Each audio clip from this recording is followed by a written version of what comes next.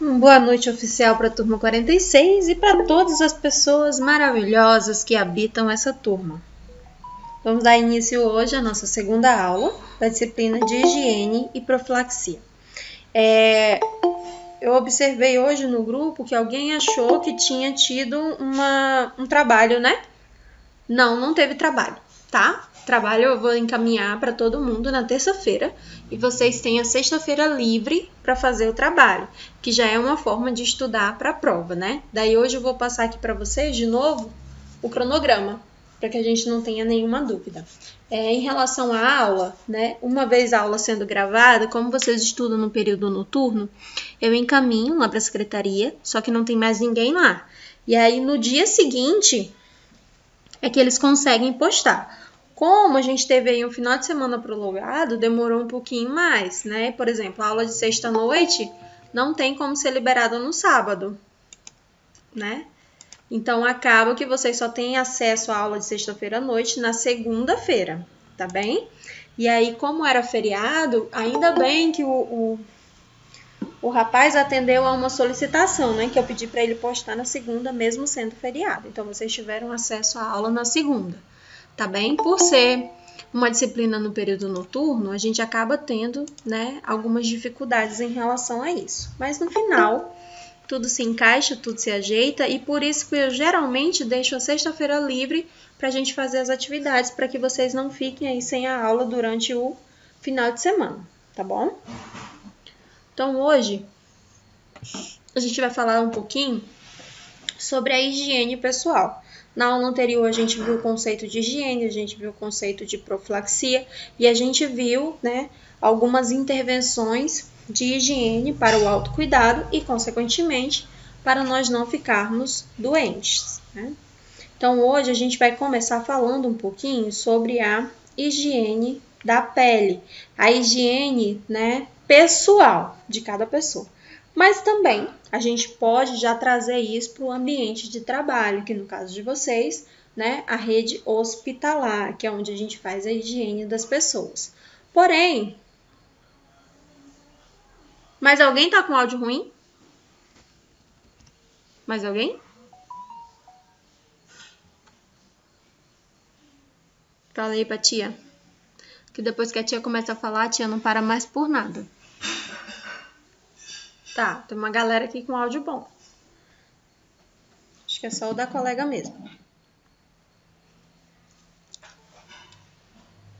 Então, geralmente a gente presta os cuidados de enfermagem, né, para esse tipo de higiene dentro da unidade do segmento hospitalar. Mas também a gente pode, né, prestar esse tipo de assistência na unidade primária, tá? Na unidade primária de saúde, lá no postinho, como por exemplo, né, quando a pessoa chega lá procurando algum serviço, um atendimento, e a gente não tem como fazer quando a pessoa está muito suja. Então, a gente acaba, né, executando ali uma intervenção de remoção. Ou também, por exemplo, chega uma pessoa com uma febre alta, né? Mesmo que seja no posto de saúde.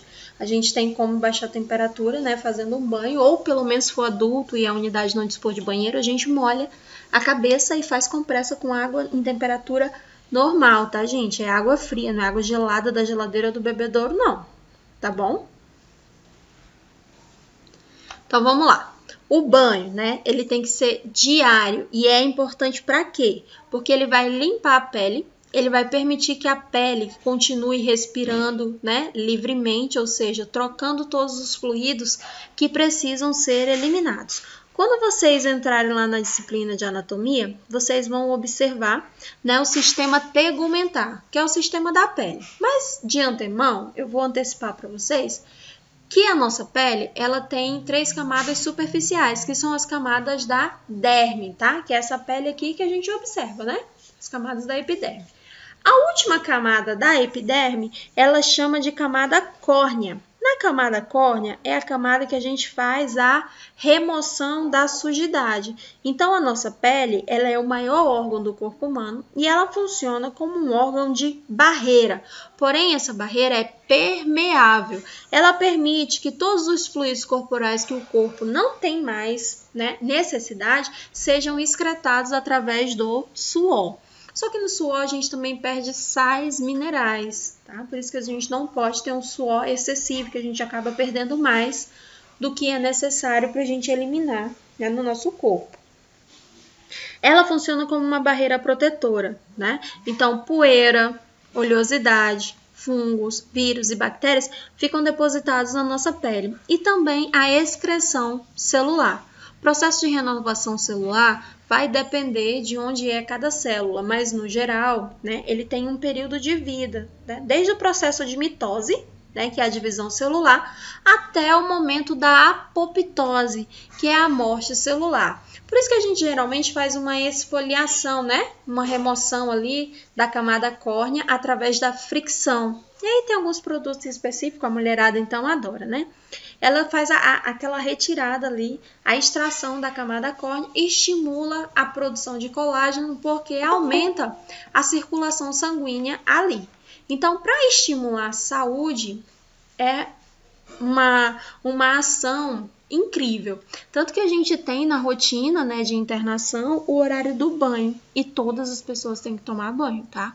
As que não têm condições de tomar banho sozinha, elas são encaminhadas pela enfermagem para o banho de aspersão ou para o banho de leito. Só que o banho de leito vocês vão ver em outra disciplina, porque aqui a intenção é a higiene, né, como um todo. Então, olha só. O banho vai remover também o suor da pele, vai remover a gordura, vai remover o excesso de poeira e os germes da pele, tá? Vai proporcionar uma sensação de bem-estar, né, e de equilíbrio para o paciente. Vai promover também um aspecto agradável. Eita, que a gente chegando. Boa noite para quem está chegando. Vai conferir aí para o paciente um aspecto de sensação agradável, né? Vai proporcionar relaxamento nele, porque ativa a circulação sanguínea. E vai ajudar a evitar doenças da pele. Existem algumas infecções na pele que, ao entrar em contato com a água, ela acaba piorando a situação, né? Então, a gente estimula a hidratação dessa pele. A gente acaba estimulando a hidratação dessa pele com óleo, tá? Vocês vão ver lá na frente, em farmacologia, que tem uma diferençazinha básica entre cremes e pomadas. Porque a pomada ela é a base de óleo, então ela não vai ser absorvida pela pele, ela vai criar ali uma película protetora. Pode prestar atenção, você passa uma pomada, né? E ela fica ali, você fica fazendo a fricção na pele, fazendo a fricção, e ela vai ficando com um aspecto cada vez mais oleoso, e fica assim melado na pele. Já a pomada, ou o creme, né? Ele é a base de água, então ele é hidratante. Quando você fica passando na pele, a pele vai absorver, porque ele é a base de água, então a nossa pele ela absorve água. Já o óleo, a nossa pele faz, sabe o que com ele? Utiliza como barreira de proteção. Exatamente, Henrique, a gente usa muito o óleo de girassol para fazer essa camada aí de proteção, né? A gente deixa que a pele continue fazendo a função que ela tem, que é de proteção, e nesse caso da ferida, Henrique, a pele ela tá numa situação de reestabelecimento, né? Ela tá se reestruturando, se revitalizando aquele tecido. Então ela não precisa que nada interfira, né? Então ela faz o quê? Ela começa, exatamente, Maurício, nas lesões por pressão são muito utilizadas, principalmente a de grau 1, tá? Então o que a gente faz nesse paciente? A gente estimula a hidratação da pele com óleo. Tem também uma coisinha, gente, que é muito interessante. Pessoas que têm infecções cutâneas, por exemplo, dermatite de contato. A água não é um bom aliado. Então, essas pessoas não podem utilizar produtos de limpeza à base sabonácea. Elas podem tomar banho ali para aliviar, né? Às vezes o prurido e tudo mais. Então, ela toma um banho, mas não abusa, né, dos produtos de limpeza, porque elas não têm sebo na pele. Então, elas têm uma pele extremamente ressecada. Quem são essas pessoas? Os idosos e as pessoas que têm as dermatites de contato, as psoríases da vida. Então, o que a gente faz? A gente diminui a quantidade de banho diário e aumenta a hidratação. E potencializa essa hidratação com óleos. Esse óleo pode ser um óleo mineral, um óleo essencial ou um ácido graxo, que a gente conhece muito o óleo de girassol, tá bom? Para vocês que não sabem, o óleo de girassol não necessariamente tem que ser aquele comprado na farmácia. Aquele que é comprado no supermercado, né, ele vem uma quantidade maior, tem a mesma eficácia e é o mesmo produto, tá? Então, vocês observem na prateleira do supermercado, quando precisar usar óleo de girassol na pele para hidratação ou para controle. Sim, Maurício, o óleo de coco serve. O problema é que aqui no estado ele é um pouco mais caro. Então, quando a gente utiliza o óleo de coco ou o óleo de andiroba, a gente utiliza sempre ele associado a um outro óleo para carrear, né? Para fazer render, para facilitar. Então, no geral, a gente usa muito aqui o óleo de girassol, mas o óleo de coco, ele é muito indicado, principalmente na saúde íntima feminina, né? O óleo de coco, ele pode ser utilizado na calcinha, você pinga ali uma gotinha e ele elimina... Tá, Beatriz. O Maurício perguntou se a gente podia usar o óleo de coco, né, em algumas situações. Aqui no estado, nós podemos utilizar o óleo de coco e o óleo de andiroba. Só que eles são óleos caros, né? A gente conhece que é um óleo mais caro. O que a gente faz? A gente utiliza ele como se ele fosse, né, o principal, mas com um carreador, tá? Um para fazer render. Pode ser um creme ou um outro óleo. E esse óleo geralmente é o óleo de girassol, porque ele, da cadeia de ácido graxo, ele é o mais barato. Agora, o óleo de coco, ele vem sendo muito utilizado na saúde feminina, tá? Principalmente nos medicamentos manipulados. São sempre à base de óleo de coco. Mas, no geral, você pode pingar o óleo de coco no fundo da calcinha e ele vai ajudar a prevenir ou controlar infecções fúngicas, tá? E também diminui a acidez da vulva, do períneo e da cavidade vaginal. Só que o ideal é que para ele diminuir o pH da cavidade vaginal, que ele seja em óvulo, tá? E isso as farmácias de manipulações fazem, não precisa de receita para comprar. É só você comprar óleo de coco em formato de óvulo. É um pouquinho mais caro, mas é interessante, tá? Para a saúde da mulher, principalmente mulher que mora no Acre, que sai de casa para trabalhar às 6 da manhã e só volta para casa no final da tarde e só tem condições de tomar um banho por dia, né? Às vezes 2 ali estourando. Então, é para isso que o banho serve. Ele vai atuar aí na remoção da sujidade como um todo. E aquele banho, né, de fricção, que a gente retira ali, né, as glândulas sebáceas, o resto ali do substrato que foi expelido pelo corpo, dá essa sensação, né, de relaxamento, porque está eliminando ali as toxinas. O corpo elimina, mas ele deixa ali na camada córnea da pele, né? E às vezes quando a gente esfrega assim, aqui o acriano conhece bem, né? Sai o quê? Alguém arrisca dizer aí quando a gente dá uma esfregadinha assim no pescoço, na axila, às vezes assim na região das costelas. Exatamente. Sai o ceroto, né? Então, aquilo ali é substrato, camada córnea sendo removida, células mortas, tá bem? A gente observa muito isso quando a gente fica um longo período sem tomar banho. Então, a gente já entende aí para que serve a camada córnea da pele, essa camada mais superficial. Quando essa camada é agredida, né? O que acontece? Abre uma porta de entrada para o tecido conjuntivo. O tecido conjuntivo é altamente irrigado. Então, essa bactéria, esse fungo, esse vírus, ele consegue chegar na corrente sanguínea e tem o potencial de causar alguma infecção, tá? Então, é por isso que quando a gente faz um acesso venoso periférico, a gente sempre fecha esse acesso, porque do contrário, ele é uma porta de entrada. E a gravidade do acesso é que ele está direto na circulação, porque a gente pegou um vaso, né? Então, a gente abriu um acesso para a corrente sanguínea. E isso pode acarrear em alguma infecção, tá? Geralmente quem faz o acesso venoso tem a obrigação de ficar fazendo a manutenção e observar as características, né, desse acesso. No geral, a higiene, ela até hoje, desde o tempo da Florence Nightingale, né, até o presente momento, que a principal intervenção da enfermagem é a higiene. E a consequência de uma boa higiene no ambiente hospitalar é a profilaxia, ou seja, a prevenção de doenças ou até mesmo a redução, tá, de casos por infecção.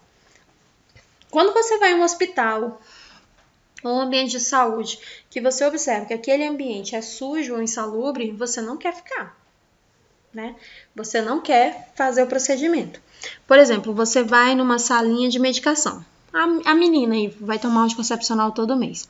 E aí ela observou que o profissional não lavou as mãos, né? E aí até aí tava lá. Digamos que ele acabou de lavar a mão. E tem gente que não presta atenção para isso mesmo. Mas aí a agulha cai no chão.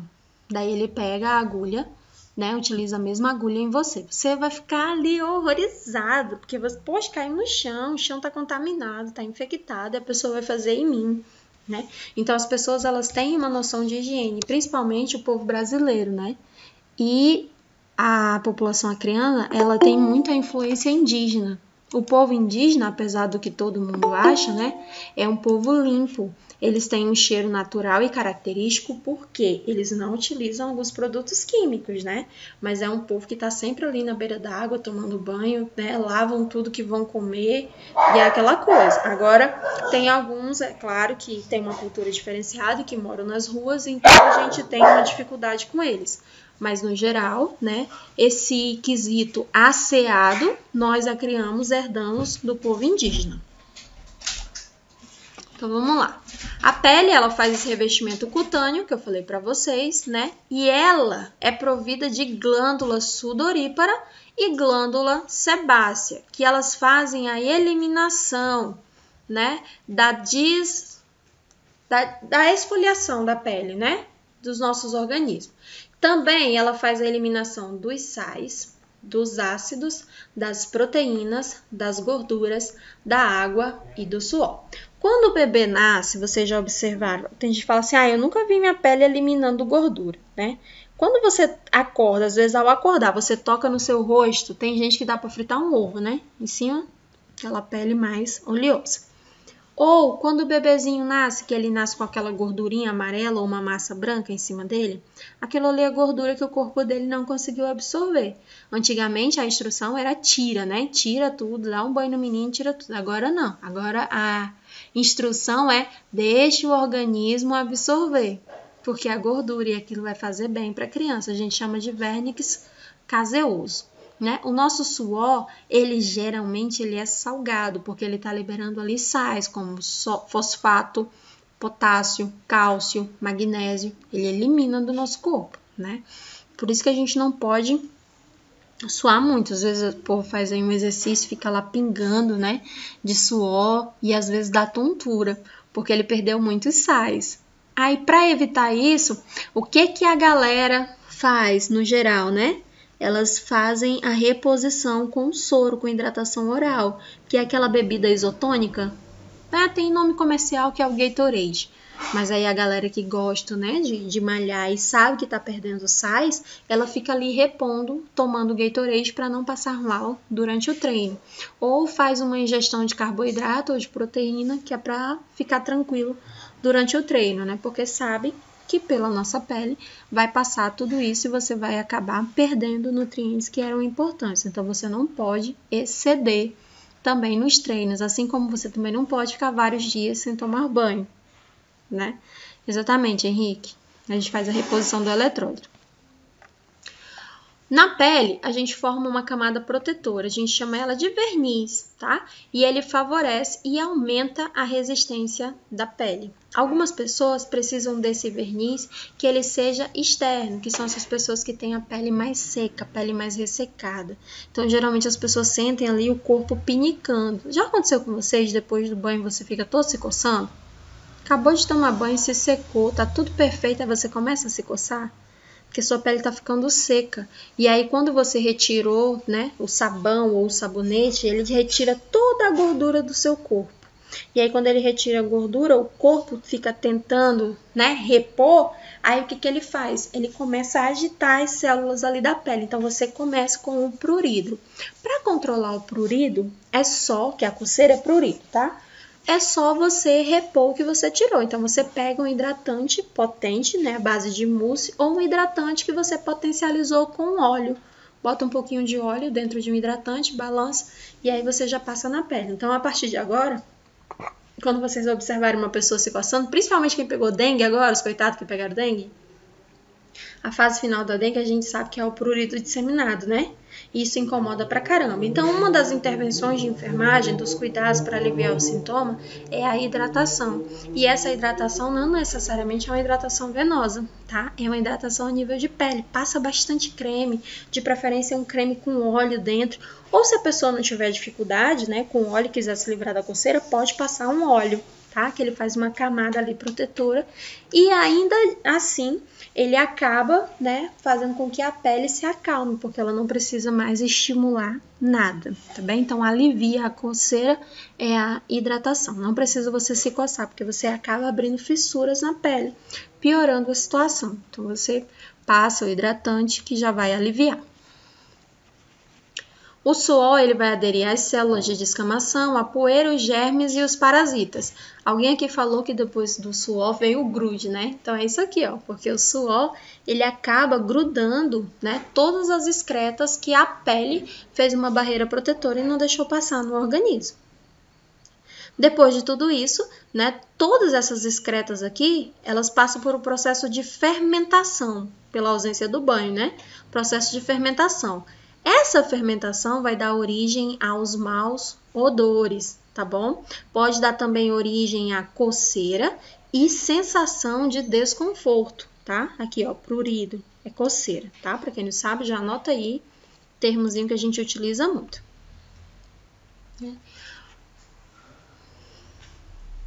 Exatamente, Henrique, todo mundo já cheira o sovaco.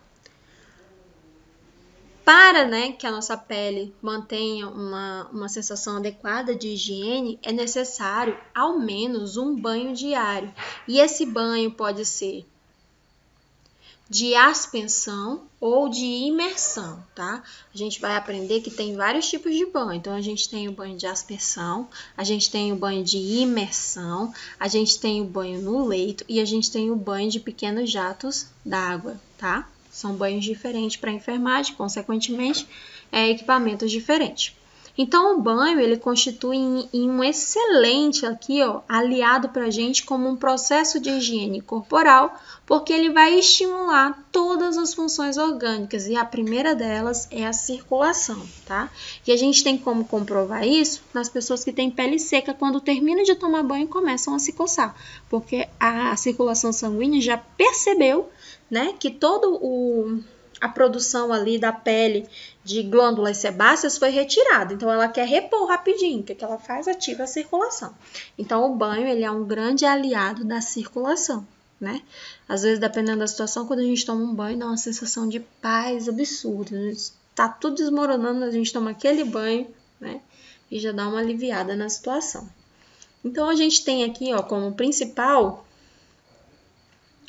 por conta do relaxamento, né? O sono vem por conta do relaxamento. A gente tem como principal e o mais conhecido o banho de chuveiro, né? Então, é o banho utilizado quase que universalmente, né? Ele é a melhor opção para a higiene corporal, porque ele estimula as funções orgânicas, tá bem? Eles são mais econômicos, porque aproximadamente de 10 a 20 litros de água você consegue tomar o seu banho, né? As mulheres acho que precisam de um pouquinho mais, porque tem para lavar o cabelo, aquela coisa toda, né? Mas no geral a gente gasta de 10 a 20 litros de água por banho, tá? Quando esse mesmo banho vai ser em banheira, né? A gente acaba gastando muito mais do que nós gastaríamos se o banho fosse de chuveiro. Então, a gente acaba gastando aproximadamente 200 litros de água para encher aí uma banheira. Isso no caso do banho de imersão, tá?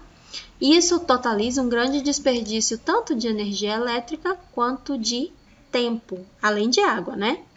Então, deve ser tomados, né, o banho morno, de preferência, tá?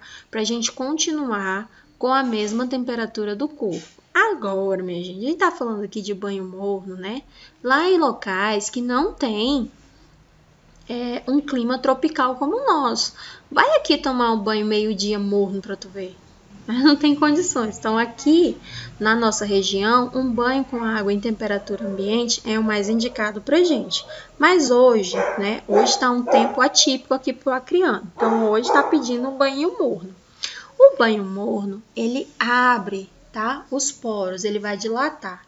Quando tá quente, o nosso corpo faz vasodilatação, ele vai abrir os poros. Então, quando o poro tá aberto, tá? Tem mais chance da sujeira entrar. Então, se você não for tomar aquele banho para esfoliar e retirar tudo, o ideal é que você tome o banho na temperatura ambiente, porque ele vai tirar toda a gordura, todas as células mortas, mas se as micelas ali, os poros estiverem abertos, ele vai acabar permeando. Né? Por isso que não é legal a mulherada aí que gosta de maquiagem lavar o rosto com água morna, tá? Quando tem maquiagem envolvida, porque a maquiagem vai acabar obstruindo os poros. Então, o banho, ele deve ser acompanhado pelo profissional de enfermagem. Gente, pelo amor de Deus. O paciente tá ótimo. Professora, meu paciente tá ótimo, ele não tem nada. Tá, mas ele tá doente. Ele tá no hospital e ele tá sob seus cuidados. Chegou a hora do banho, passa no leito dos teus pacientes observando qual é o paciente que toma banho de aspersão. Aquele paciente que toma banho sozinho, tá? E quando ele estiver tomando banho, você orienta ele para ele deixar a porta aberta. Não é a porta aberta para você ver o que ele está fazendo no banheiro, mas é a porta aberta, a porta não pode estar trancada. Então, em alguma situação, se ele escorregar, se ele cair, se ele ficar tonto, se precisar de ajuda, você tem como acessar esse banheiro. Então, você orienta ele que a porta do banheiro deve estar sempre aberta. Se esse paciente tem acompanhante, você orienta o acompanhante, mas fica no quarto. Nesse momento, eu até coloquei aqui para vocês, ó.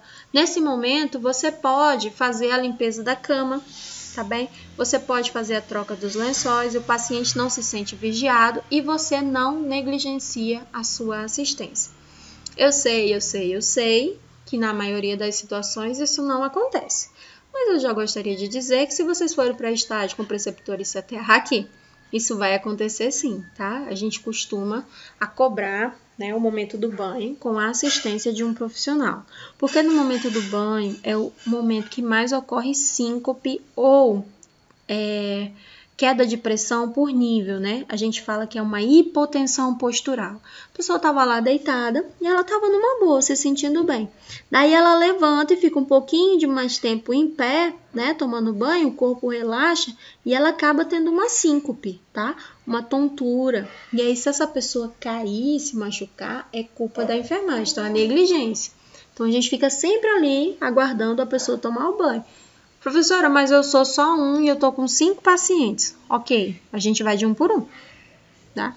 Por isso que o horário do banho é entre 7 e 9 da manhã em todo e qualquer hospital, tá? Que é para dar tempo da gente acompanhar os nossos pacientes. E se o banho for no leito, vai sempre um profissional a mais para estar ajudando, né? E dá tempo. Aqui é uma imagenzinha para vocês. Então, vamos lá. O banho de imersão, né? O banho de imersão, ele é muito utilizado durante o trabalho de parto para estimular as contrações uterinas, não é para aliviar não, gente. É para estimular as contrações uterinas, tá? Ele é muito indicado para bebês e para criança no geral, tá? Principalmente crianças pequenas, quando estão doentes. E ele tem uma finalidade de baixar a temperatura em situações de febre, né? Na criança, eu sempre falo, as primeiras 24 horas são cruciais, né? As primeiras 24 horas de sintoma para qualquer doença é crucial para o organismo da criança responder de forma ativa.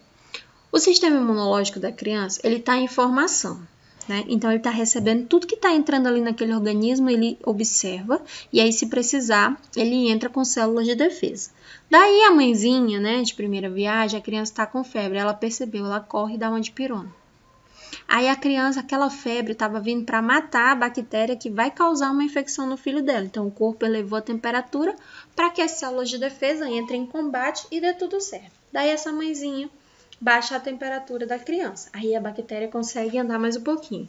Aí, o corpo percebe isso, aumenta a temperatura de novo. A mãe, medicação de novo. Então, essas intervenções acabam dizendo para o sistema imunológico da criança, ó, ei, espera aí, não precisa fazer nada não, se aposenta. Né? E daí a gente tem uma geração de crianças que adoecem com mais facilidade, com imunidade baixa, né? Por conta desse acesso ao tratamento farmacológico sem o conhecimento devido, tá bom, galerinha? Então, não fiquem dando medicação para criança nas primeiras 24 horas, tá? De sintomas. Se a criança está com febre, o corpo dela está reagindo. Então, eu quero fazer alguma coisa. Não vou deixar meu filho com febre sem eu fazer nada. Ainda mais agora que eu estudo enfermagem. Dá um banhinho nele, tá? Dá só um banho. para baixar ali a temperatura e fica verificando essa temperatura. Quanto mais alta a febre, né, mais alto é o potencial de infecção daquela bactéria e mais rápida é a resposta imunológica do corpo. Agora, deu 24 horas, os sintomas estão persistindo e não está diminuindo, aí você pode começar com a intervenção medicamentosa, mas eu ainda te aconselho a levar para uma unidade, né? Um postinho de saúde, uma URAP, ou a UPA, enfim. Tá doente, não tem outro jeito, tem que levar. Aqui também, no banho de imersão, né, a gente inclui os banhos terapêuticos, tá? No tratamento de algumas doenças. Essas doenças podem ser de pele ou de ordem emocional. Por exemplo, agora, né, quem aqui nunca tomou um banho de erva na vida? A criança, nascida e criada no Acre, nunca tomou um banho de erva para gripe? A vovó vem com aquele monte de erva cozida no panelão e joga na cabeça da gente, né? Tem um monte de gente aqui que já tomou. Agora estão colocando óleos essenciais na água para a gente se acalmar, né? Essência de rosas, essência de ervas, essência de eucalipto e os aralhos de asa.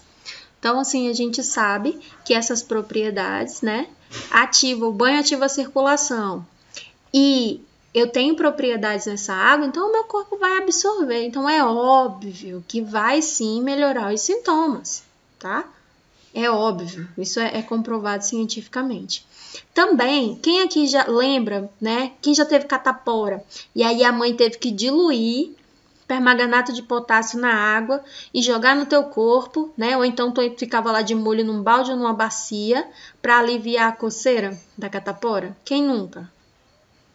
Quem nunca? Nunca tomaram banho, exatamente, nunca tomaram banho de imersão, né? Então, a gente sabe que o banho de imersão, com propriedades medicamentosas, ele faz muito bem para a saúde, né? Exatamente, ficava todo mundo roxo, né? Então, ele faz muito bem para a saúde, né? Tinha um outro banho também, que eu lembro que quando eu era criança, o povo fazia muito, agora já acabou, né? Era um banho com enxofre. Era um banho com enxofre para melhorar as lesões cutâneas, que a gente chama de coruba, né? É lesão cutânea, tá? Então, para melhorar ali, os pais da gente faziam aquela pasta, né, de enxofre com óleo e passavam no corpo. E depois a gente ficava de molho na água. Era tão fedorento. Agora, graças a Deus, já mudou, né? Já tem outras coisas. Hoje a gente utiliza, né, por exemplo, a permetrina. A gente utiliza a permetrina loção no corpo, que não precisa de enxágue, né? E ninguém fica fedendo aí por 5 dias. Então, é para isso que serve o banho de imersão. Professora, mas aqui, tem algum hospital que tem o banho de imersão? Tem o Santa Juliana e a Maternidade Bárbara Eliodora, tá? Oferece o banho de imersão. Mas que eu não conheço o banho de criolina, não. Essa é nova pra mim, mas vamos procurar aqui. Se ela usava, deve ter algum efeito, porque mãe sabe de tudo, meu amigo. As mães sabem de tudo, então não vamos entrar numa treta aqui com a mãe do rapaz não, porque se ela fazia era porque era bom, né? Tanto que o menino se criou, tá aí, enorme. Os banhos frios, né? Eles atuam no estímulo da circulação, atuam no estímulo da respiração, atuam no sistema nervoso e no sistema muscular, tá? Banho frio, tá? Geralmente a gente utiliza banho frio no pós-operatório, tá? Que a gente quer fechar ali os vasos sanguíneos, né? O banho quente, ele estimula os vasos a abrir, o banho frio estimula a circulação sanguínea a fechar os vasos, ele faz vasoconstrição. Então, ali, ó, controla qualquer sangramento, tá? Fica a dica. Tá em casa, se cortou, tá sangrando demais, coloca um gelinho em cima, porque o gelo vai fazer a vasoconstrição e aí vai controlar o sangramento. Ele é indicado quando tem necessidade de remover o excesso do calor no corpo. Só que, gente, ele não é indicado para quando a pessoa está com febre, tá? Porque dá choque térmico e a sensação física é horrível. Então, se a pessoa está com febre, né, você dá um banho com a água em temperatura ambiente, tá? Não é banho frio, ok? Eles são muito úteis, né, quando tem verão, e o clima está muito quente. Ele deve ser rápido, deve ser tomado em no máximo 5 minutos e para algumas pessoas ele é completamente contraindicado na hora de dormir por serem uns estimulantes, então eles vão acabar dificultando aí o sono, tá? Principalmente nas crianças. Então, quando a gente quer um banho para provocar o sono, é o banho morno, tá? O banho frio, ele acaba estimulando, né? Ele acaba aí excitando as células neuronais e mantém essas células acordadas. Quando a gente quer acordar de manhã cedo, a gente não toma um banho frio, né? Para estimular e a gente ficar ligadaça. Diz aí, o povo às vezes a gente acorda em cima da hora e não quer chegar com aquela cara amassada, então a gente recorre àquele banho frio, né? Então vamos lá. Com relação à higiene feminina, tá? A higiene feminina, ela deve ser adequada nos órgãos do sistema genital desde a infância, para prevenir doenças como o câncer genital, infecções por vulvovaginite, e essa infecção é uma infecção muito recorrente, principalmente em crianças, tá?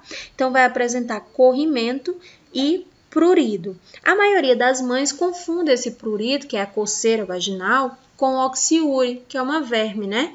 Mas na maioria das vezes a criança está com uma infecção vaginal, pela ausência, tá, da higienização correta. Mamães de meninas, nós devemos orientar a menina a fazer a higiene correta. E o ideal é que a criança, até ali os 6, 7 anos de idade, ela se agache para que você possa efetuar a lavagem sem machucar a criança. Ou você pode apenas supervisionar a forma como essa criança está fazendo a higienização íntima. Então, ela tem que retrair os grandes lábios, né? Expõe o clítoris e depois ela retrai o prepúcio para lavar ali tudinho e ela ainda agacha, porque aí expande mais, né? Abre mais os grandes lábios ali, a área púbica da criança, então ela consegue, né, fazer uma lavagem melhor. Ou ainda pode levantar a perninha, apoiar na parede ou no vaso sanitário e fazer a lavagem com o bidê. Se você não tem o bidê na sua casa, né, você faz aí a lavagem com o chuveiro mesmo, deixando a água cair, tá? Mas o ideal é que você faça essa limpeza, essa remoção total de sujidades, né, de células grumosas desde a infância. Tanto que quando a gente tem bebê, quem tem filha mulher aqui sabe que a higiene é mais complicada do que no menino, né? A menina faz cocô, você tem que correr para limpar, porque senão o cocô ele entra na vagina e causa problemas na menina. É muito comum, assim. Eu trabalhei no Hospital da Criança um tempo. Era muito comum as mães levarem as filhas meninas, dizendo que a menina estava com corrimento, né? Às vezes bebezinho, assim, nos primeiros meses de vida. E a gente olhava, realmente tinha uma secreção ali com aspecto de muco cervical, ou para vocês terem uma noção, assim, de aspecto da secreção, parece um catarro, lembra um catarro, né? Mas ali já era uma proteção, o corpo fazendo a proteção, porque às vezes a mãe deixa muito tempo, né, para trocar a fralda. E aí acaba as bactérias entrando, a bactéria ali que está presente nas fezes acaba entrando na vagina. O que no menino não tem problema nenhum, né? Você passa um paninho, dá uma lavadinha, acabou. Na menina não, tem que expor a genitália desde bebezinho, né? Até o momento que ela consiga fazer a higienização sozinha. Tá bem? Você pode pegar a calcinha de uma criança que passou o dia inteiro sem tomar banho, cheira no fim do dia para você ver. Já tem um odor forte, um odor característico, um odor de excreção, tá? Não é porque é pequena que não tem. Tem sim, por isso que a gente tem que ter todo um cuidado, tá? Não é indicado ducha vaginal. A ducha vaginal, ela tem uma indicação específica quando a mulher está com vaginose ou ela está com fissura na vagina. E a vagina, ela é interna, não é a parte externa. A vagina ela é um canal, ela é interna. Mas ela deve ter uma prescrição médica, tá? E geralmente eles prescrevem óvulos à base de óleo que a gente estava falando agora aqui para vocês. Desodorante e talco são muito prejudiciais. Algumas mulheres não sentem absolutamente nada, já outras mulheres são completamente sensíveis a essa prática. Então, a orientação da Organização Mundial de Saúde e da Sociedade Brasileira de Ginecologia é que eles não sejam utilizados, porque eles trazem mais malefícios do que benefícios, tá? Pessoas idosas e com irritação na pele devem insistir na higiene a si mesmo. Só que essa higiene deve ser mais adequada, empregando-se a utilização de sabão neutro, de preferência. A gente observa no cuidado geriátrico, né, que as pessoas optam pelo lenço umedecido. Só que o lenço umedecido, ele é à base de álcool e sabão. O sabão, ele retira, né, toda a proteção da pele. A gente utiliza, por exemplo, a gente está lá com uma louça na pia e a louça está toda engordurada lá na pia. O que a gente faz? Não joga sabão ou detergente? Então, ele retira tudo da pele. Lembra que a pele do idoso é completamente ressecada? Né? Então, a gente acaba piorando a situação. O ideal é que a gente utilize algodão com água morna para fazer a limpeza. Nos hospitais é mais complicado, mas no hospital a gente também tem um tecido diferente. A gente utiliza as compressas, né? Ela é de algodão, então a gente acaba provocando menos desconforto. O lenço umedecido é em situações em que a gente não tem outra coisa para usar, mas quando a gente está em casa, né? É esperado que nós optamos pela água, tá? A água e sabão ou a água e o sabonete neutro, tá bem? Pode ser até o sabonete de bebê. Com relação às pomadas, pomada é indicado, tá? Quando tem lesão na pele. Eles ficam mandando você passar a pomada para prevenção de assadura. Vamos lá. A pele está íntegra. A macharada não vai entender muito, não. Mas a mulherada, eu gostaria que vocês, mulheres, fizessem um teste qualquer dia desse, principalmente as mulheres que têm bebê. Você pega aquela pomada para prevenir assadura, aquelas bem meladas mesmo, aquelas bem densas. Deixa eu usar um nome aqui, vamos ver, a hipoglós. Vamos usar a hipoglós no teste. Você vai pegar a hipoglós e você vai passar em toda a área externa, né, da tua vulva, vai passar em tudo. Depois tu vai colocar um absorvente, depois tu vai colocar calcinha e por último tu vai colocar uma calça um pouquinho mais apertada, tá? E aí tu fica por aproximadamente 5 horas, depois tu me fala o resultado. Na criança é a mesma coisa, tá? Na enfermagem, nos hospitais, nós não indicamos pomada para prevenção. O que a gente indica é hidratação na criança. Tá? No máximo ali um creme hidratante ou um óleozinho, né? Ali no bumbum para fazer uma camada protetora. Mas a pomada em si, né? Não é bom usar, tá? Agora, quando, professora, tá assando, né? Eu observei que tá ficando vermelhinho, daí você passa para tratar, para prevenir. Com a fralda plástica em cima, gente, esquenta demais. Nós mulheres, quando menstruadas, a gente já sabe que esquenta. E olha que o absorvente nem fecha tudo, né? Ele fecha uma pequena área, ele delimita uma pequena área. Você imagina a criança que está tudo fechado e abafado. E detalhe, nós mulheres não fazemos xixi no absorvente. As crianças fazem xixi naquela fralda, né? Então fica tudo aquilo ali em contato direto. Por isso que agora a maioria das mulheres está optando pela fralda biológica, né? Mas o ideal, gente, é que a gente se coloque no lugar da criança. Por isso que às vezes a criança está chorando, irritada, revoltada, a gente tira a fralda. Nossa, que alívio, né? Então a gente já tem que observar isso desde criança. Tô falando isso para vocês porque a gente comete muitos erros sem saber, né? Mas a experiência lá do hospital da criança, ela me trouxe muito isso. Eu já fazia com as minhas filhas, eu não usava, eu não gosto de nada farmacológico, eu sou meio natureba, acho que eu sou até hippie. Acho que eu sou. Posso me considerar uma hippie, né? Mas às vezes a gente comete alguns erros, alguns abusos, porque a gente não sabe, né? As pessoas orientam, a indústria farmacêutica está aí para vender, então elas vão dizer que aquilo ali é para prevenir, mas não é legal a gente utilizar em pessoas que usam fralda, que fazem uso de fralda, né? Se as pessoas que fazem uso de fralda pudessem, elas têm condições de falar, de se comunicar, elas vão falar para vocês que incomoda muito mais do que ajuda. Agora tem lá, né? Já está começando um processo de descamação celular, a pele está apresentando, né, evidências de que vai fazer uma úlcera, uma lesão ali, daí você pode utilizar a pomada para tratar e não para prevenir, tá? Então, vamos lá. Já na higiene masculina, né, a limpeza da glande é essencial, tá? Principalmente no menino que acabou de nascer. Então, a gente... Não, Hilary, talco não, tá? Tem agora uns talcos à base de creme. Esse dá até para utilizar, mas o talco pozinho, ele obstrui as narinas do bebê, tá? Aquele pó, ele fecha o pulmãozinho. Então, não é legal a gente utilizar na criança, tá? Então, vamos lá. No menino, a gente tem que extrair a glande, ou seja, baixar aquela pele e expor, tá? A cabeça do pênis, que é a glande. Porque ali, aquela pele, ela absorve, né? E ela deixa ali retida muitas células, tá? Essas células a gente chama de esmegma. E o esmegma em contato com a pele pode ser reabsorvido pela glande do pênis e causar infecções no homem. A principal complicação da falta de higiene no pênis é o câncer de pênis, tá bem? Então, a gente já vai fazendo ali a estimulação na criança desde que ela nasce. Quando a gente ia fazer na maternidade, as mães de menino queriam matar a gente. Não, vai doer, não sei o que, não faz isso, ai, vai...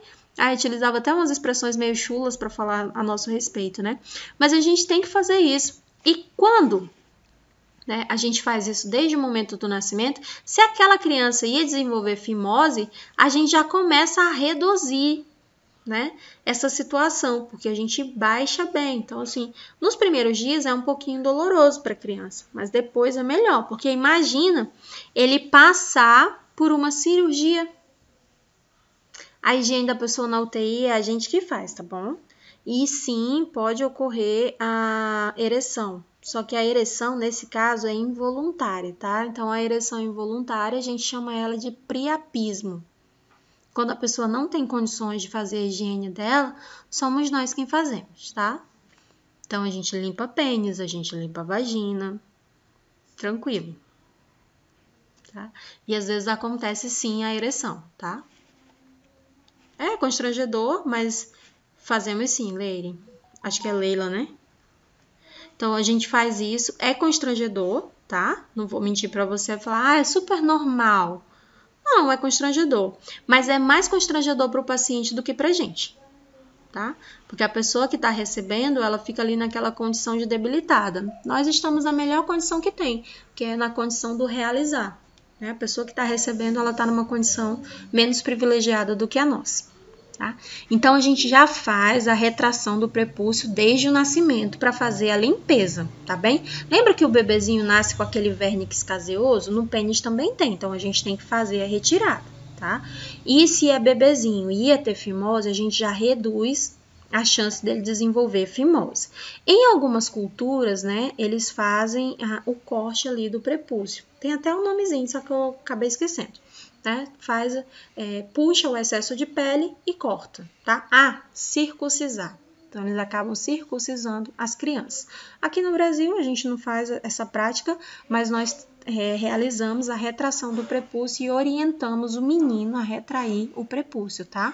A limpar. Algumas mães não gostam de orientar porque acham que vai acabar ali estimulando, né, as sensações físicas a nível de pênis da criança. Mas não é, gente, é higiene. Tem que extrair, tá? Tem que retrair, tem que puxar. Em alguns casos que a gente não consegue diminuir a questão da fimose, então é necessário uma correção cirúrgica. E o ideal é que essa correção cirúrgica seja ainda na primeira infância, ou seja, até os 7 anos de idade. Porque depois, quanto mais tempo passa, né, mais constrangedor e mais dificultosa é a reabilitação. Fazem, Sebastião. Algumas pessoas fazem circuncisão. Em algumas culturas é normal, né? Então, vamos lá. Aqui eu coloquei para vocês, ó, o pênis. Para fazer a limpeza do pênis, é só retrair o prepúcio. Puxar essa pelezinha aqui, ó. Puxou, a glande ficou externa. Então, o homem, ele consegue aqui, ó, fazer uma remoção do esmegma com água e sabão. E acabou a higiene masculina. E o homem, ele é mais privilegiado porque, digamos que ele está utilizando um banheiro público, né? ele consegue fazer a higiene na pia. A mulher está utilizando banheiro público ou banheiro da repartição do trabalho, em algum lugar assim. Nos lugares que eu já trabalhei, em nenhum deles tinha bidê. E a gente não tem como subir na pia para fazer uma higienização. Então, o homem ele consegue se higienizar mais vezes do que a mulher, né? Alguns homens têm esses hábitos, outros não. Já a mulher, olha um monte de estrutura que tem aqui pra gente limpar. Aí tu imagina esse monte de estrutura aqui sangrando, né? Então, no período menstrual, a gente orienta que a mulher, a cada troca de absorvente, que é entre 2 a 3 horas, né, da troca do absorvente, que ela faça também a limpeza da vulva, de toda essa extensão aqui do prepúcio. Então, nós temos todas essas estruturas para limpar. Nós temos o monte pubis, que é aqui onde ficam os pelos pubianos. Nós temos os lábios maiores, né? Que é esse mais visível. Entre os lábios maiores e os lábios menores, nós temos o vestíbulo da vagina, né? E aqui acumula bastante secreção e sujidade. Após o vestíbulo da vagina, nós temos aqui a união deles, ó, a gente chama de prepúcio e, consequentemente, o prepúcio dá origem ao clítoris. O clítoris, na verdade, é a glande do prepúcio. Porém, quando a gente observa, né, a nível visual, a primeira coisa que a gente observa é o clítoris. Se você levantar um pouquinho o clítoris, você vai observar que aqui, ó, o prepúcio que está embaixo também acumula sujidade. Tanto faz a mulher ser adulta, adolescente ou criança ou idosa, tá? Ela tem essas estruturas, então ela vai acumular sujidade. Quando a criança se abaixa, né, porque ela não tem condições de conhecer tudo isso, quando ela se abaixa, no processo da lavagem, ela não precisa colocar dedinho dentro, tá, gente?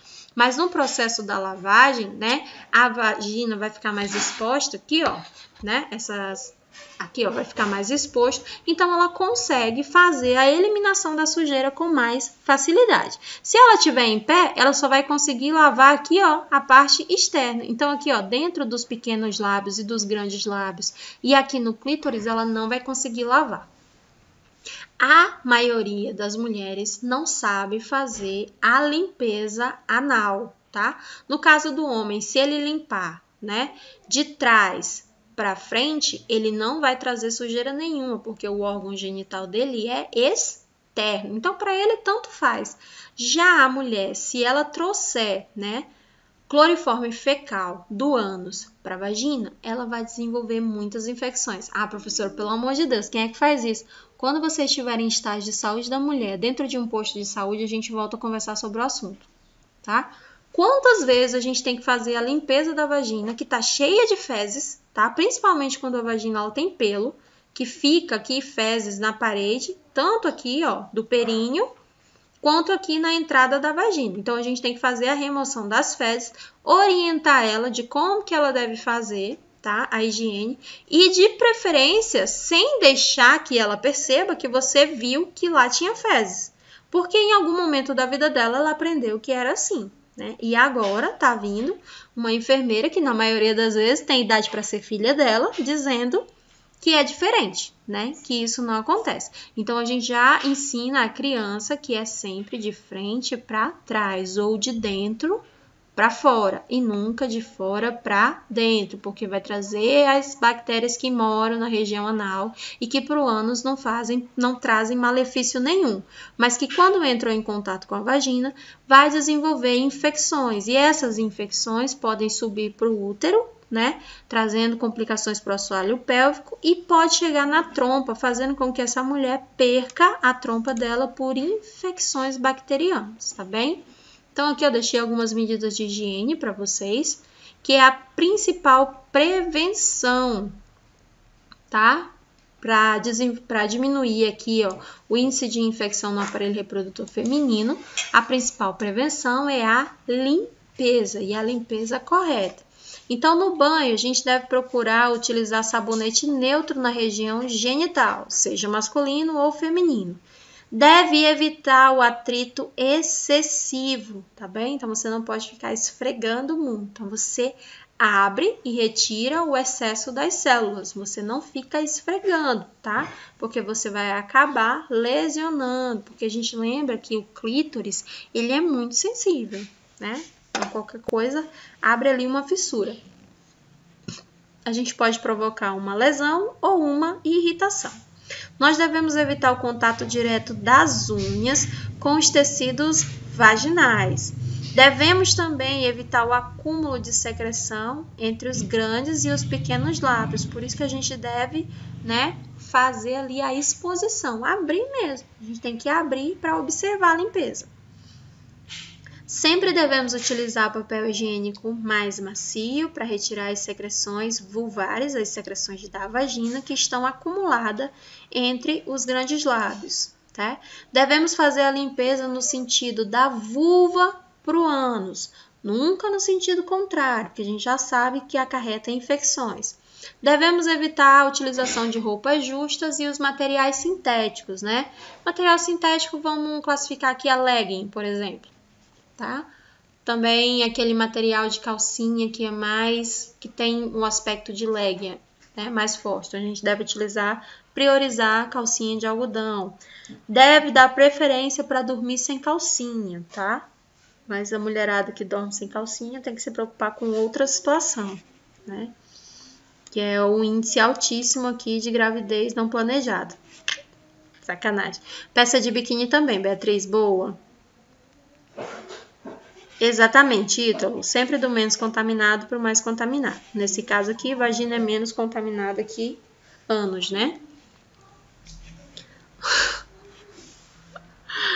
Ai, ai. Então, vamos lá. Deve dar preferência para dormir sem calcinha. Deve ficar atento aos eventuais aumento na secreção, né? Que flui através da vagina. E outra coisa, gente. Vamos lá. Vagina tem cheiro de vagina.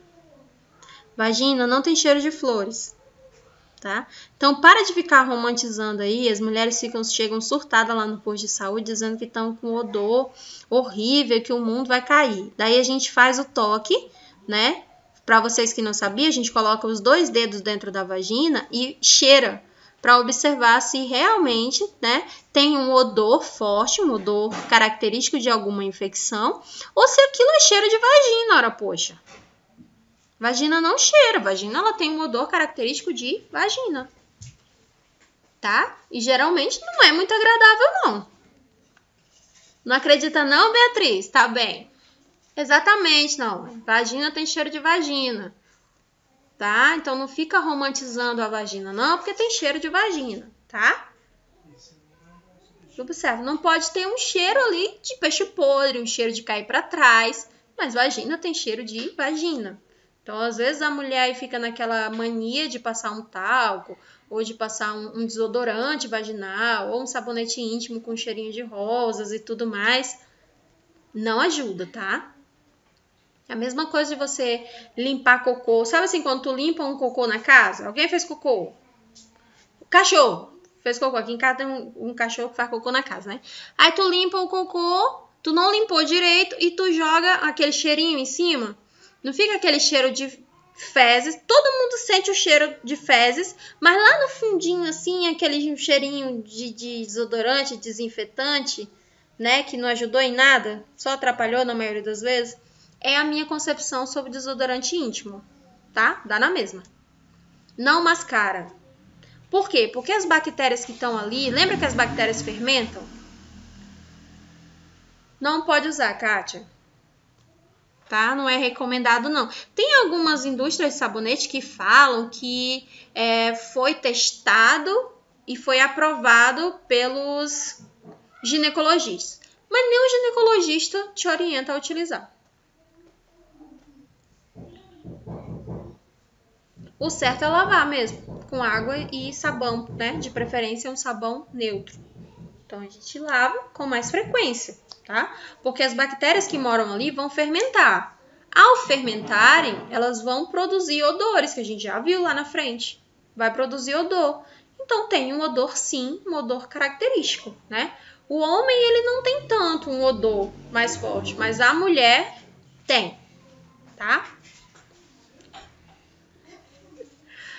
Agnes, o shampoo Johnson é um aliado, o óleo Johnson também é um aliado, tá? Então, a gente deve ficar atento aqui, ó, às secreções que vão fluir, tá? E os primeiros sinais de corrimento ou de coceira, você deve procurar o atendimento ou de um ginecologista ou de um enfermeiro que trabalha na atenção primária, que ele vai estar apto a te atender. E na maioria das vezes é só orientação. A gente nem entra mais com medicação ou cremes, é só mesmo orientação, tá?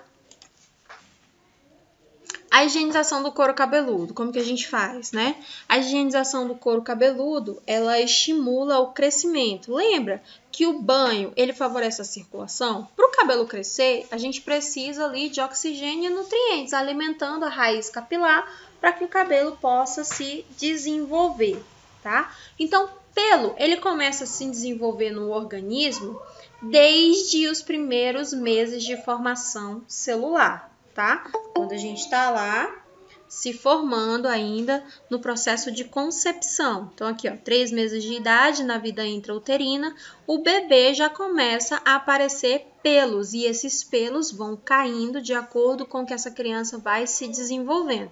Alguém aqui já viu um prematuro? Né? O prematuro, ele tem pelinho assim em tudo quanto é canto, a gente chama de lanugem, né? Algumas crianças nascem já com uma bastante quantidade de cabelo, outras crianças nascem carequinha, vão perdendo pelo pelo caminho, mas todos eles tinham pelo aqui no processo de formação.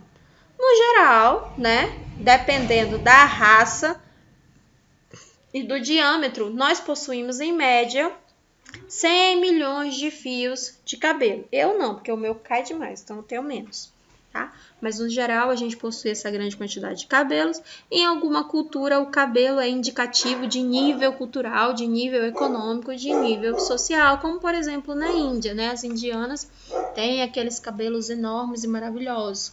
Quanto maior é a casta da indiana, maior é o cabelo. Em outras culturas também, né?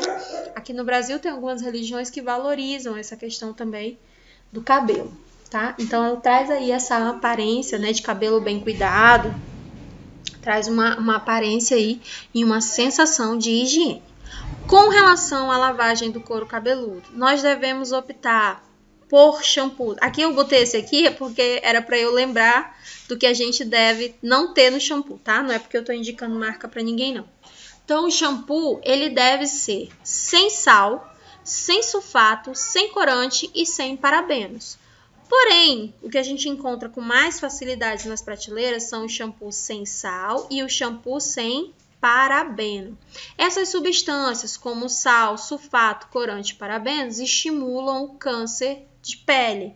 Lembra que o couro cabeludo vai abrir, né? O bulbo capilar vai abrir, então essa substância entra em contato ali com a corrente sanguínea. Parabeno é derivado do petróleo, os corantes são derivados, né, das vísceras dos animais, os sulfatos são altamente tóxicos para o nosso corpo e o sal em excesso estimula, principalmente na mulher, a produção do bócio e a disfunção da glândula tireoide. Então, o ideal é que a gente procure utilizar alguns produtos que não tenham essa substância.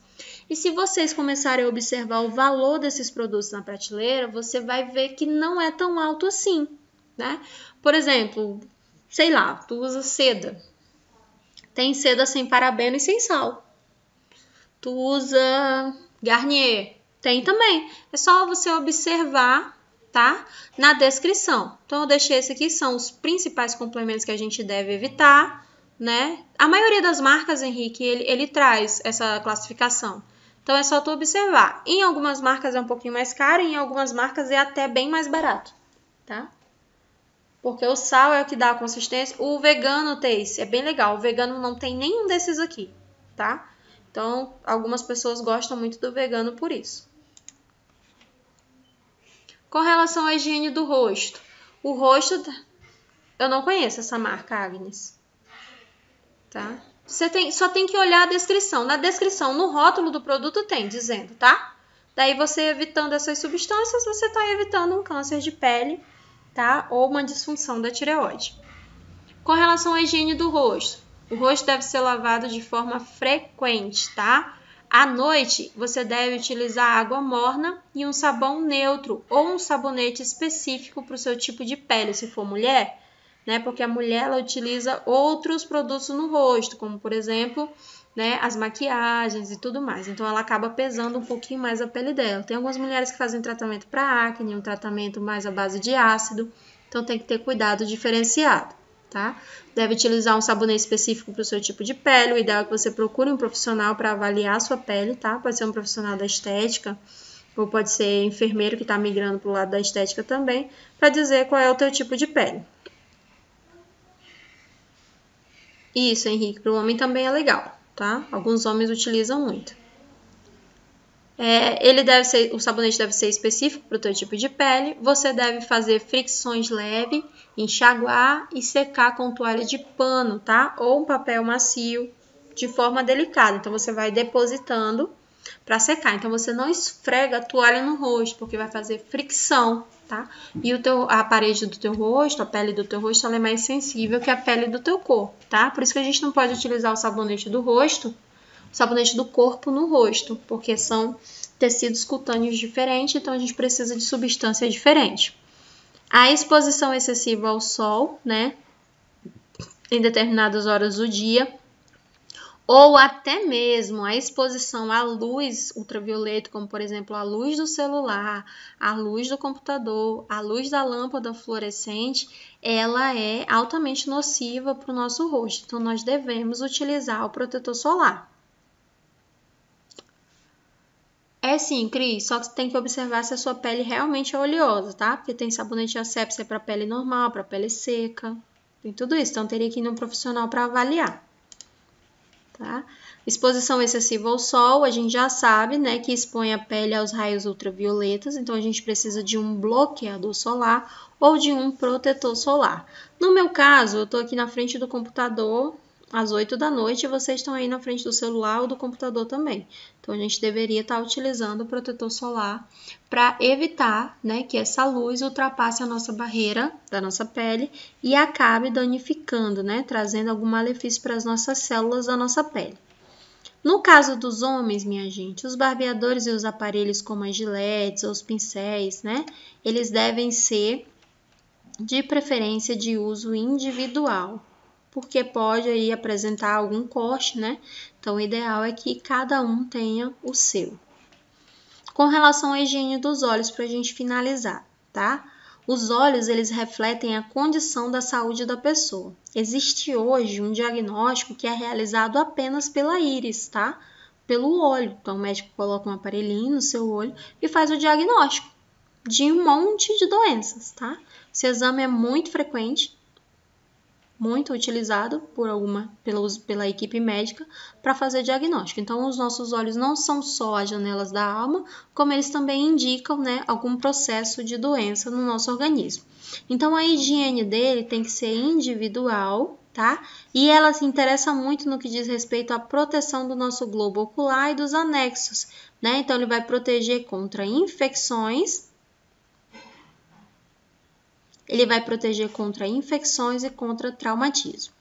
A pressão no olho, Cris, é o glaucoma, ele geralmente é genético, tá bem? E ele é uma disfunção do organismo, tá? No geral, a pessoa já tem um outro problema de vista que não foi diagnosticado e não fez o uso corretamente do óculos, tá? Então, aí ela acaba desenvolvendo o glaucoma. Ou essa pessoa tem alguma disfunção a nível glandular, geralmente é uma pessoa diabética, aí ela desenvolve o glaucoma, tá? Geralmente.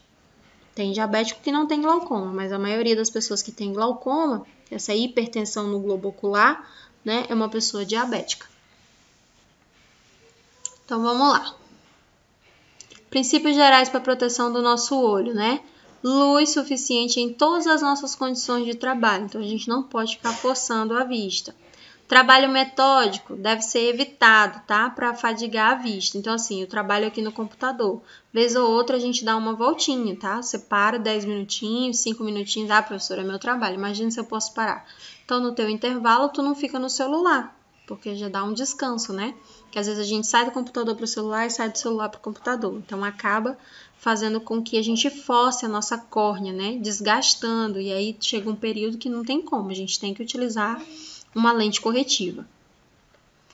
A gente não deve ler no veículo quando o veículo estiver se movimentando ou em trepidação e nem em locais muito escuros, porque a gente acaba ali forçando o nervo óptico e tem algumas pessoas que até têm vestigem, tontura e algumas chegam a vomitar, né? Evita o sol, tá? No papel que você tá lendo. Se o sol estiver pegando direto nele, o papel funciona como um espelho, é como se você estivesse olhando para o sol. Então, acaba irritando, né, o teu globo ocular. Evitar também fazer trabalho como escrever ou trabalhos com agulhas, né? O pessoal que faz crochê, tricô, ponto cruz, aquela coisa toda, costureira, tem que ter sempre uma iluminação diferente, tá? Para facilitar a vida dela. Princípios gerais com relação à proteção visual também. Nós devemos evitar as superfícies claras, tá? Preferindo mesas de madeira ou daquele material de fórmica que seja um pouquinho mais escuro, para quando a gente for fazer o exercício da leitura ou da escrita, tá? Para fazer um contraste ali com a nossa vista. Não tocar nos olhos com a mão suja e a mão contaminada, tá? Nem colocar lenços e toalhas. Tem gente que coloca, né? Enxuga com lenço ou com toalha.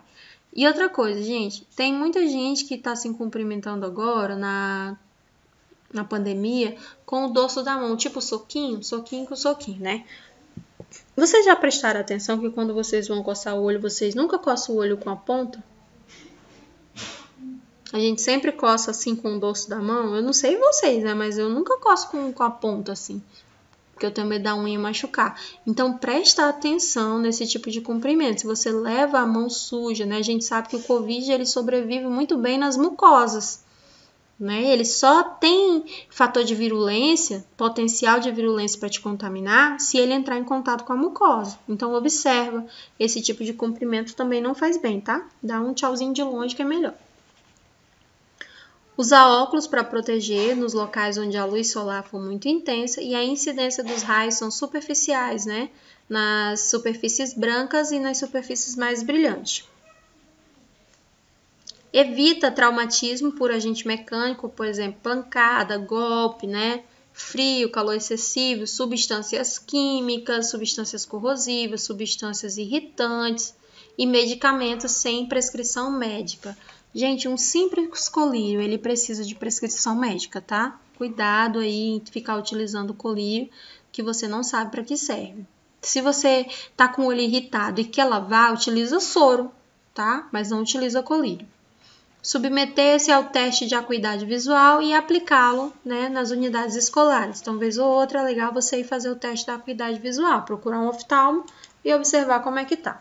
Aqui eu trouxe para vocês duas doenças que a gente, olhando para o olho da pessoa, a gente já tem como fechar diagnóstico. A primeira delas aqui, ó, na imagem desse menininho, né, de pele branca, ele está com conjuntivite. Então, as conjuntivas dele estão congestionadas, estão contaminadas, né? Então, deu aqui coceira e acabou fazendo com que as pálpebras dele ficassem edemaciadas, inchadas. Então, quando a gente vê uma pessoa com conjuntivite, a gente já sabe de longe, né? Que está ali com a conjuntiva. Essa conjuntivite pode ter sido por fricção, ou seja, a pessoa coçou o olho muito forte, ou tem um bichinho lá dentro, né? Ou é uma infecção mesmo bacteriana, ou é uma infecção viral, ou foi poeira que caiu lá e acabou irritando. Então, isso é conjuntivite. E uma outra doença que eu trouxe aqui para vocês observarem é a icterícia. Muito comum em pessoas que estão com disfunção hepática ou dificuldades no fígado, tá bem? Geralmente, uma pessoa, quando ela tá com uma icterícia, a gente consegue observar. Sabe essa esclera aqui, ó, essa partezinha branca do olho, do globo ocular, ela fica amarelo, em algumas situações ela fica até esverdeada. Então, a gente já sabe que a função hepática dessa pessoa tá muito prejudicada, né?